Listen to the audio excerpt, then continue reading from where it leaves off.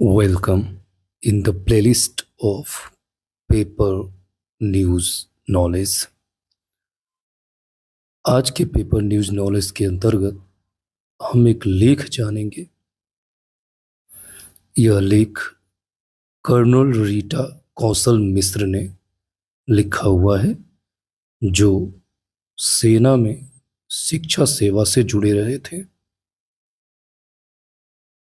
इस लेख का मेन मोटिव रहा है, अदालतों में सालों से मामले लंबित हैं, तारीख पर तारीख से आगे की सोच ही दिलाएगी सच्चा न्याय। आज के इस लेख का यही अभिप्राय है कि क्या तारीख पर तारीख मिलने से ही हमें न्याय मिल जाएगा। आइए इस लेख को पढ़ते हैं।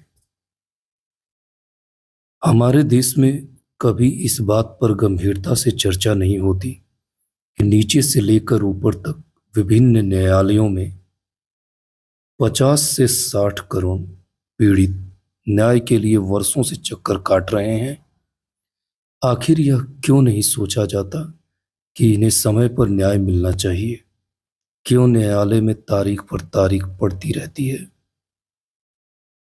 पीड़ित मीलों चलकर न्याय की आस में न्यायालय आते हैं और निराश लौट जाते हैं। क्यों कोई इनकी फिक्र नहीं करता? आज हम सभी कुछ विश्व स्तरीय बनाने की ओर अग्रसर हैं, लेकिन न्याय व्यवस्था को सुधारने में किसी की भी रुचि नहीं है। आज भी हमारी न्याय व्यवस्था अंग्रेजों के बनाए कानूनों पर ही निर्भर है। व्यवस्था में कोई खास बदलाव हम नहीं कर पाए। हजारों लोग न्याय के लिए हर दिन न्यायालयों के चक्कर काटते हैं। आंकड़े गवाह हैं कि सुप्रीम कोर्ट, हाई कोर्ट और डिस्ट्रिक्ट कोर्ट में 5 करोड़ से अधिक मामले लंबित हैं। अगर हम हर मुकदमे से परिवार के 5-6 लोगों को भी प्रभावित मानकर चलें, तो केवल इन कोर्ट में ही देश की 25 से 30 करोड़ आबादी न्याय की प्रतीक्षा कर रही है। इसके अलावा तहसील, एडीएम और एसडीएम की अदालतों में भी काफी मुकदमे लंबित हैं। न्याय की प्रतीक्षा में 30 से 35 वर्ष लगना तो सामान्य बात हो गई है। फैसला आने तक दूसरी तीसरी पीढ़ी आ जाती है। वर्षों बाद अगर निचली अदालतों का फैसला आ भी जाए तो ऊपरी अदालत में अपील होती है। सुप्रीम कोर्ट तक पहुंचने में फिर 25 से 30 साल लग जाते हैं। जरा सोचिए, कैसा न्याय मिला? उदाहरण के तौर पर गांव में अगर दबंग लोगों ने किसी की जमीन या मकान पर अवैध कब्जा कर लिया और उसे न्याय के लिए सालों इंतजार करना पड़ा, तो जीवन के अंतिम पड़ाव पर उस न्याय का क्या ही मतलब।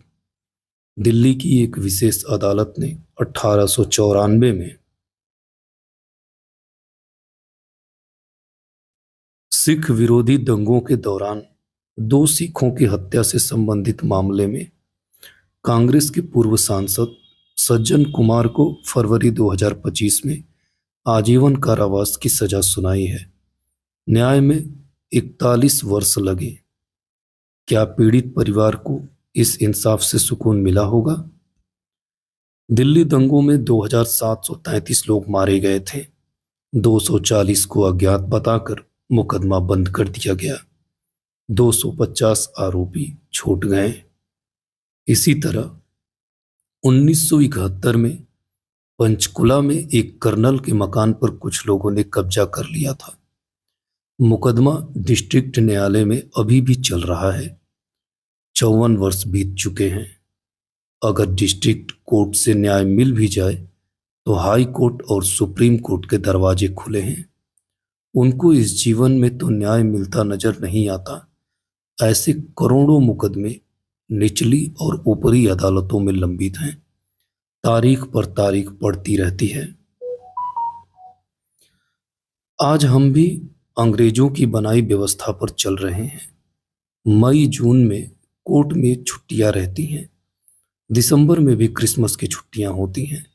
अगर हम विवेकपूर्ण ढंग से सोचें तो व्यवस्था पीड़ितों को न्याय दिलाने में सफल नहीं हो रही है, बल्कि अनजाने में ही अपराधियों के मुकदमे 25 से 30 वर्षों तक चलाकर उनके हौसले बुलंद कर रही है।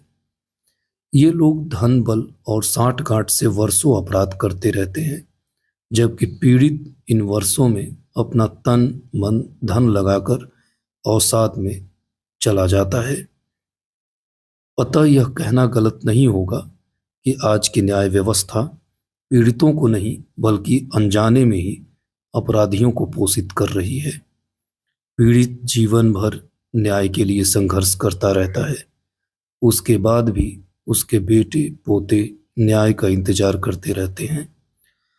हमें एक नई न्याय व्यवस्था बनाने की जरूरत है ताकि पीड़ितों को समय पर न्याय मिल सके। किसी ने ठीक ही कहा है, देर से मिला न्याय न्याय को नकारता है। आज की यह लेख जो अदालतों पर पेपर में छपी है, इसके जो लेखक हैं कर्नल रीटा कौशल मिश्र, जो लेखक सेना में शिक्षा सेवा से जुड़े रहे हैं। तो आज की यह न्यूज़पेपर नॉलेज यहीं समाप्त होती है। लेकिन क्या इस लेख को पढ़ लेने से, सुन लेने से, समझ लेने से क्या आम लोगों की परेशानियां दूर हो पाएंगी? नहीं।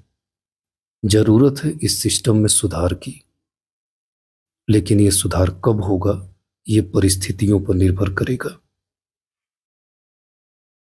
मैं इस वीडियो को यहीं समाप्त करता हूं। मिलते हैं अगले लेख में नेक्स्ट डे। जय हिंद दोस्तों।